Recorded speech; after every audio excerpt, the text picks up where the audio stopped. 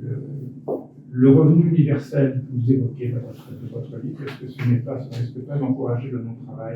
De ma fenêtre de sociologue du travail, prêcher ou en tout cas proposer l'idée d'un revenu universel, c'est quand même un peu particulier. La rémunération du non-travail, qu'est-ce que le sociologue du travail fait avec ça? Alors simplement, c'est les ouvertures que j'évoquais tout à l'heure qui permettent justement de parler de l'amont de la rémunération, mais aussi de plein d'autres choses indépendamment de la rémunération. Je ne milite pas pour autant pour le revenu universel, quoique je parle d'un conditionnel dans certaines situations, mais qui serait de toute façon très compliqué à mettre en œuvre. Et puis, il va faire intervenir plein d'économistes sur le sujet qui déjà interviennent. Enfin, c'est beaucoup de débats sur ces questions-là.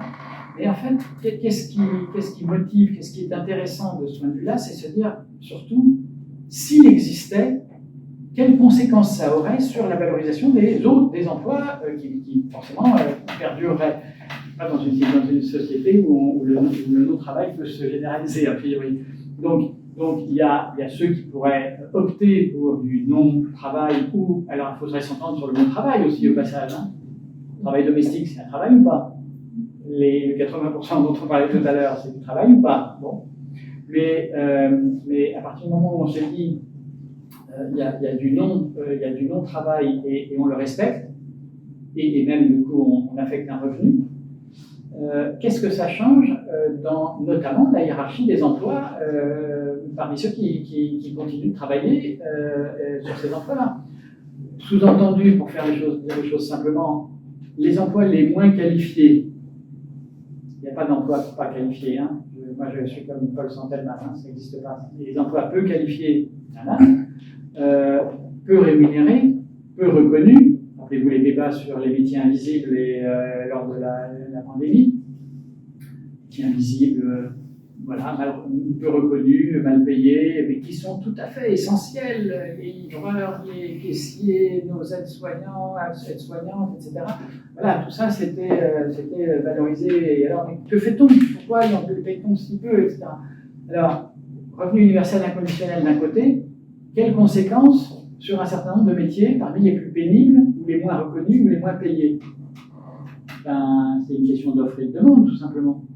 Parce qu'il y a peut-être des gens qui se disent, tiens, moi, pour ce métier-là, avec la pénibilité qui va avec la faible rémunération, peut-être que je préfère m'occuper de l'équipe de foot de jeunes, ou peut-être que je préfère m'occuper de mon mandat à la mairie, peut-être que... Et de me contenter d'un salaire, d'un revenu universel faible qui permet de vivre. Tout c'est la définition de la somme. Mais dans ce cas-là, effectivement, ça crée une pénurie sur un certain nombre d'emplois parmi les moins qualifiés. Et est-ce que c'est pas, d'une certaine façon, je ne vais pas jouer les révolutionnaires, je ne suis pas, mais est-ce que ça ne crée pas justement une sorte de régulation? Est-ce que ça ne permettrait pas de générer une sorte de régulation sur cette base-là, avec des emplois du coup qu'il faudrait revaloriser financièrement pour faire en sorte qu'un certain nombre de gens soient candidats pour les tenir? Alors, ça nous amène dans des débats à la fois philosophiques et à la fois très, très concrets et très économiques au sens financier dans les entreprises, évidemment. Là-dessus, je ne vais pas beaucoup plus loin donc, dans le livre, mais c'est des pistes, c'est des sujets d'intérêt généraux, collectifs, qui méritent d'être posés.